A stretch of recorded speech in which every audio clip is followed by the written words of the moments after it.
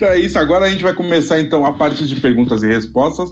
Lembrando que a gente foi anotando as perguntas de vocês para essa parte final, porque essa parte final, como eu comentei no início, vai fazer parte do nosso podcast. Então, a primeira pergunta para a Mareli: qual a situação mais tosca que você já viu ou teve que dar manutenção em um código? Então, acho que a situação mais tosca era um método que fazia muitas coisas. Então, era atualizar o saldo e calcular o saldo mensal. Só que, assim, o nome do método era tudo isso, só que era só usado a inicial de cada palavra da frase. Então, acho que esse foi um caso pior, assim, né? Que era uma frase de 5 palavras e usava só a primeira letra de cada palavra da frase, o nome do método. Que legal.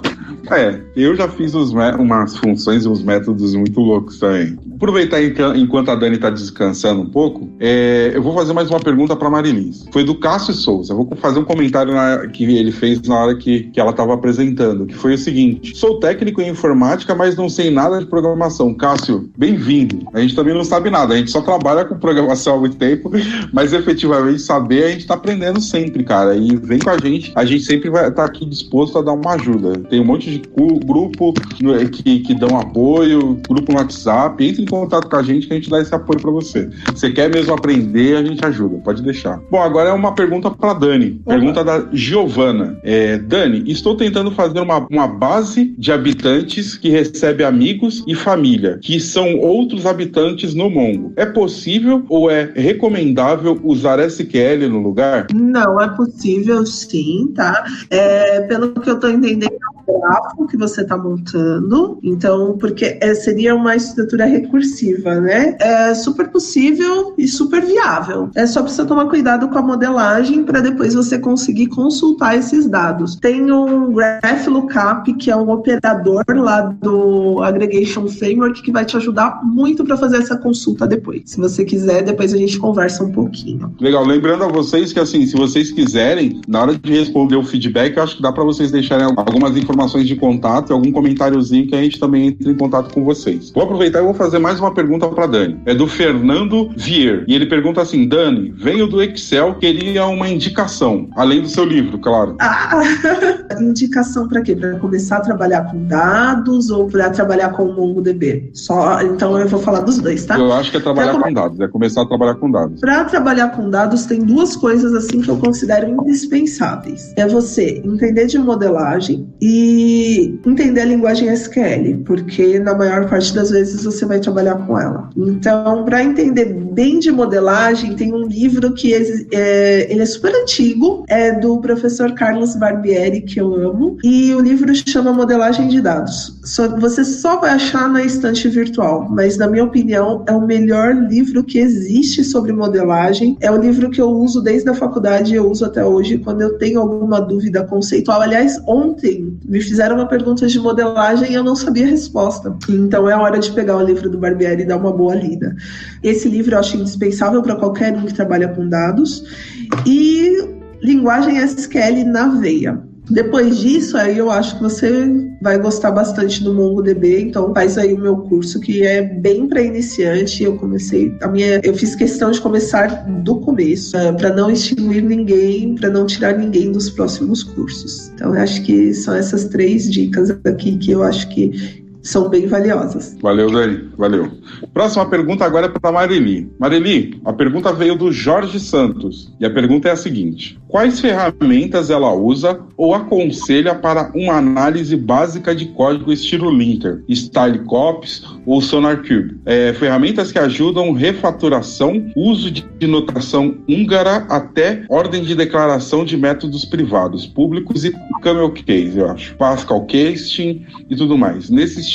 Então, eu não vou falar uma ferramenta específica, porque a maioria das ferramentas que verificam a sintaxe do código, elas não avaliam se o seu código é um código limpo. E hoje não tem uma ferramenta tão inteligente que saiba se aquele código está legível ou não para as pessoas que vão mexer nesse código ou ler esse código. Então é mais assim, é um pouco a coisa do dia a dia, de tipo, você escrever tentar aplicar, e aí você voltar naquele pedaço de código e ver se você continua entendendo com clareza aquele pedacinho de código. Então, não existe uma ferramenta que faça isso. Mas é claro que tem algumas ferramentas que ajudam a você identificar, talvez, e aí não é nem clean code, é uma coisa mais de princípios do Solid, que eu posso até colocar aqui para vocês, mas tem um princípio do Solid que se chama Single Responsibility, que é quando você constrói um método, uma função, e aí eu até comentei na apresentação, ela tem que ter só uma única responsabilidade. Quando você tem um método que tem um nome muito longo, ou alguma coisa que, ou então ele tá no nome fazendo duas coisas, quer dizer que tem muita responsabilidade esse método, essa função. Então, o ideal é você quebrar isso em duas funções independentes e que ela só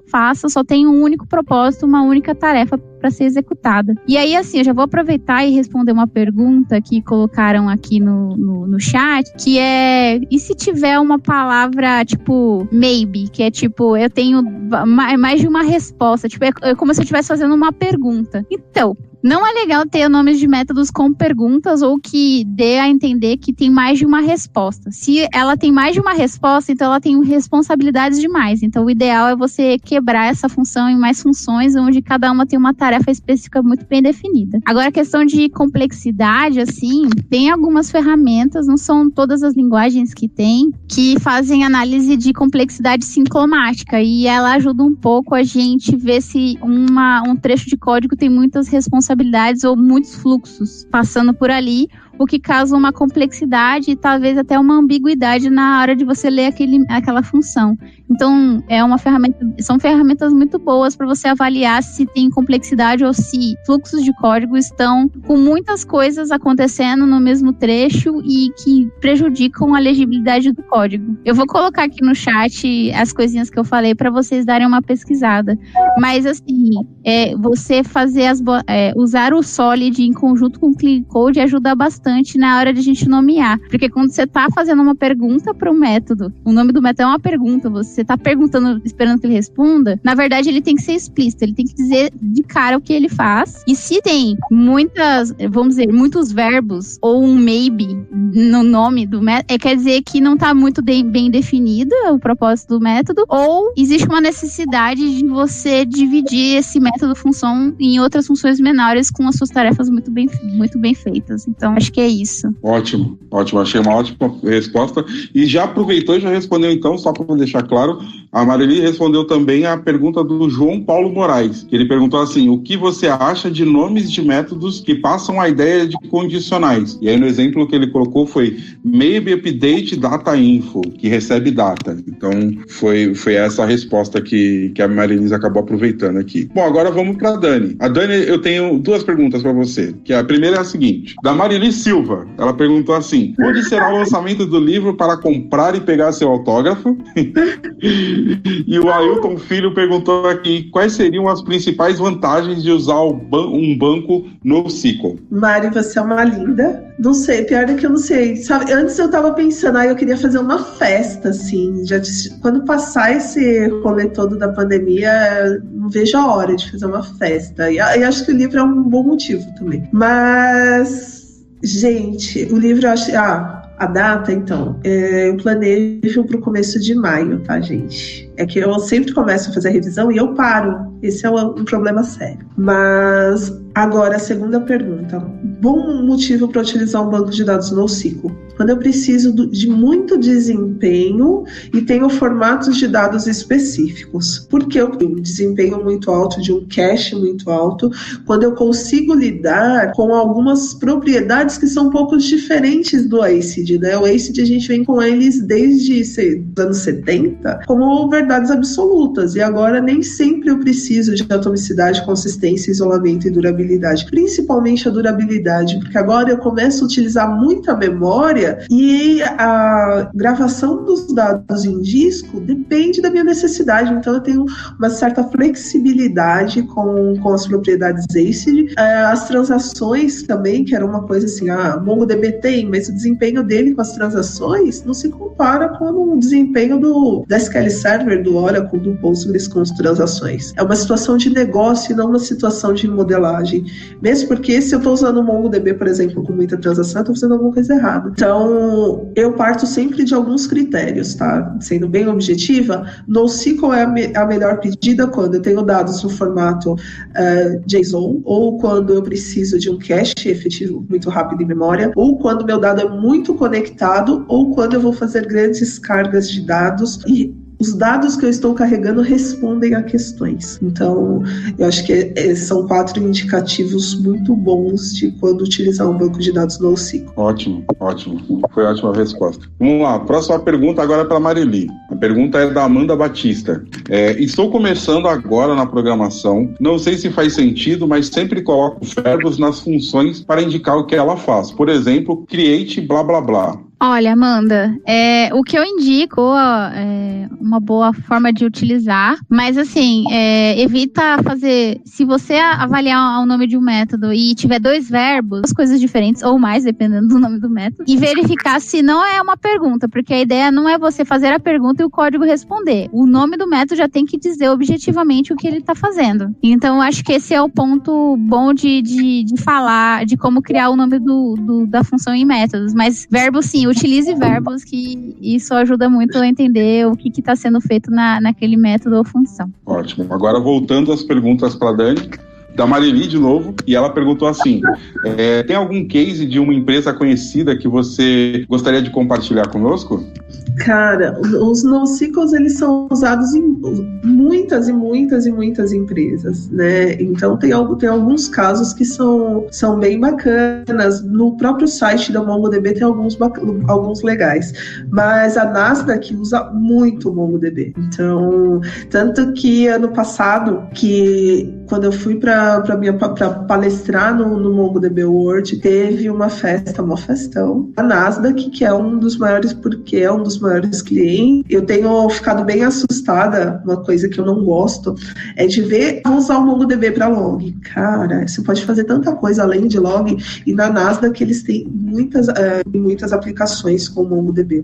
Tem muitos cases. Os meus cases eu não posso contar muitos, porque a maioria tem NDA, mas assim, tem casos bem legais. Por exemplo, um banco com 12 teras, e eu cheguei, ele ia receber mais 10 teras. E aí eu precisava pensar em rede, em disponibilidade, ele não estava replicado, então se caísse o servidor, estava todo mundo ferrado, e eles me chamaram justamente nesse cenário. Então eu tive pouquíssimo tempo para fazer a replicação, para arrumar. E esse caso também tinha um outro rolê. Ele estava com uma versão antiga do Mongo, então eu atualizei para a versão 4, quando fiz a replicação, e o downtime foi bem baixo, então tem algumas coisas bem fofinhas. Legal. Vamos lá, voltando. Perguntas para Marili, da Giovana N. Como você coloca na parte de um for as variáveis? Eu uso i, aí o for, né, aquela estrutura do for let i igual a 0, i menor que 10, i mais. O que você recomenda, Marili? Então, eu recomendo que, assim, normalmente a gente, o i ou o x ou o j, seja qual for a letra que é usada para navegar no loop, no laço de repetição, ele vai receber provavelmente alguma lista, um array, e aí tem um nome. Então, vamos pensar aqui que eu tô lendo um array de movimentos. Então, eu vou passar lá o array de movimentos que vai ser iterado pelo meu for. Nada mais justo eu colocar o contador com o nome movimento, no singular, indicando que eu estou usando ele para navegar um movimento de cada vez. Isso é bem bom para a gente identificar o contexto. Aquele contador, ele é de movimentos. Então, eu faço bastante assim. Então, geralmente eu tenho um array com o nome do conteúdo dele no plural. E aí, quando eu vou usar um contador para navegar, eu uso o nome, só que no singular. Ótimo. Ótima dica. Eu boto tudo i também. Quero nem saber. Agora eu vou passar. Vamos lá, próxima pergunta para Dani. Dani, da Ariana Guimarães. Dani, quero entrar no mercado de dados. Por onde devo começar? Eu acho que você respondeu essa, mas eu acho que seria legal a gente colocar estruturadinho ou no comentário ou na descrição do episódio, voltar a colocar essas informações que você passou. Acho que seria legal. Sim. Eu acho até que eu coloquei um post no meu blog falando sobre entrar na área de dados. Eu acho que eu postei. Exatamente. Tem sim, gente. Legal. Eu vou colocar aqui no chat. Link do blog, ótimo. Vou aproveitar e fazer mais uma pergunta para você, do Jorge Santos. Ele colocou assim: você fez algum bench de Postgre contra o Cosmos? Se você também curte Cosmos. Cara, eu sou apaixonadíssima pelo Cosmos. É uma ferramenta bem poderosa. Mas, assim, eu acho que não tem muito como eu fazer uma comparação dessas, porque eles são usados em cenários muito diferentes. O Cosmos DB, para quem não conhece, é um serviço de dados lá do Azure. E a principal característica dele é que eu uso um serviço e tenho todos os formatos de dados NoSQL dentro dele. Então, eu escolho uma API para mexer com dados no formato chave-valor, escolho uma API para mexer com dados no formato JSON, escolho uma API que vai manipular dados no formato JSON quando os dados são provenientes do MongoDB, e tenho a API do Cassandra, e tenho também a API Gremlin, que vai manipular dados no formato de grafos. Então, ele é um serviço que ele tem distribuição global, SLAs super agressivos, só que ele tem um custo e ele deve ser usado em algum... além disso, tem uma novidade no Cosmos que é bem bacana, que você pode criar notebooks dentro deles, então, dentro do Cosmos. Então, eu não preciso manipular os dados, tirar os dados do Cosmos para fazer alguma manipulação. Eu posso utilizar o Python ou Scala dentro do próprio Cosmos DB. Não dá muito para fazer um bench entre os dois, justamente porque são serviços diferentes.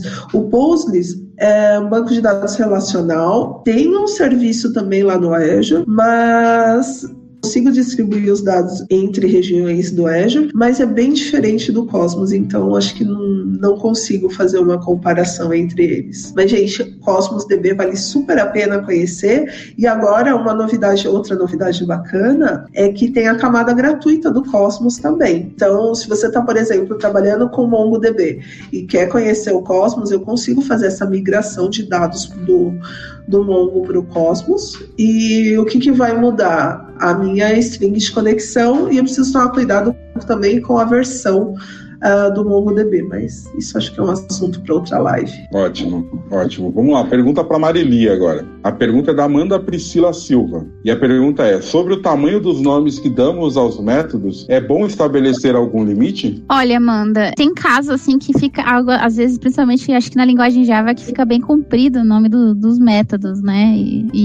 Só que assim, um limite que eu gosto de usar é assim: o nome do método cabe na tela do meu IDE. Eu acho que isso é uma boa métrica, entendeu? Porque quando quebra o nome do método na tela do IDE, isso dificulta muito a leitura do código. Ainda mais se tiver vários métodos numa classe ou várias funções. Então, eu acho que tentar manter no limite do que é visualizado numa tela, eu acho que é uma boa medida. Mas, assim, existem alguns linters, né? Que é o linter é o que avalia a sintaxe do código e se ele está bem indentado e formatado. Tem alguns linters que limitam. Então, eu já vi limitação de 80 caracteres. Eu já vi limitação de 165 caracteres. Então, dependendo da linguagem, existe meio que esse consenso da comunidade da linguagem determinando qual a quantidade de caracteres que você tem que definir o nome de um método ou de uma função. Mas eu acho que a medida da tela é uma boa. Porque quando você tem um código que você precisa entender o que está acontecendo e o nome está muito longo e está quebrando na tela do CDE, então quer dizer que ele está prejudicando a leitura.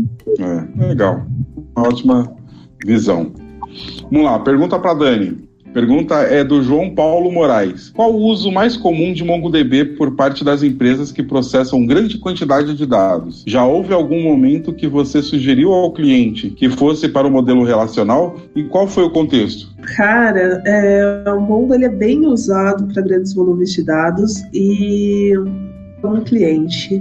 Então, dados de API, formato JSON, então é muito natural você incluir esses dados direto no MongoDB, fazer o processamento dos dados e depois mandar para outros repositórios ou deixar dentro do MongoDB mesmo. Então, esse é um uso, assim, bem comum. Já teve vários casos de eu falar, cara, continua no relacional, casos onde a durabilidade é muito importante, e aí começaram a mexer muito nas configurações. O Mongo, ele é bem flexível, né? Eu consigo estabelecer, por exemplo, olha, MongoDB, deu ok para a aplicação quando você receber o dado em memória, ou Mongo, deu ok para a aplicação só voltei para o relacional, e aliás eu usei o Postgres nesse caso, e tá super de boa a aplicação.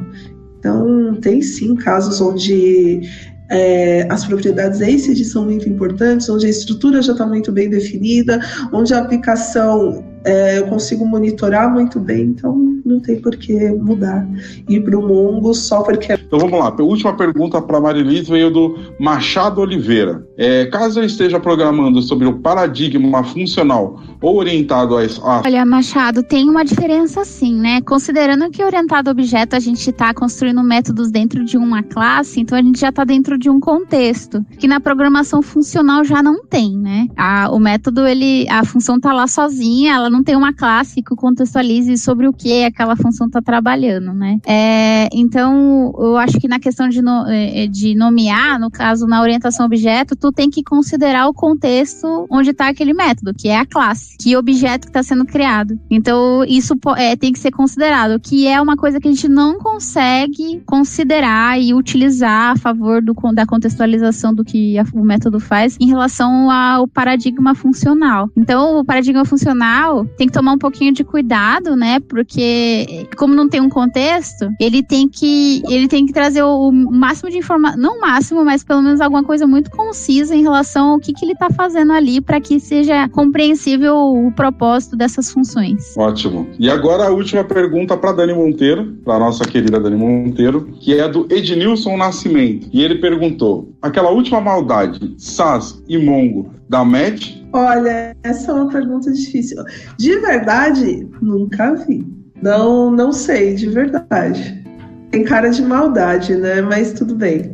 Não vamos ser preconceituosas. Preconceito aqui nunca. Bom, gente, é isso. Muito obrigado mais uma vez. Agora a gente já está chegando no nosso final da nossa live. Eu queria mais uma vez agradecer imensamente a Marilis e a Dani. Queria agradecer também a Amanda, nossa produtora, que está aqui no nosso switcher mudando câmera e fazendo toda a coisa acontecer. Queria agradecer também o pessoal do bastidor, né? O Ailton, que está aqui também dando esse apoio, ajudando a gente a organizar. Michel, que está aqui na produção, copiando e colando as perguntas e ajeitando a pauta para a gente. E agora, meninas, eu queria aproveitar e pedir para vocês também se despedirem, um espacinho para vocês.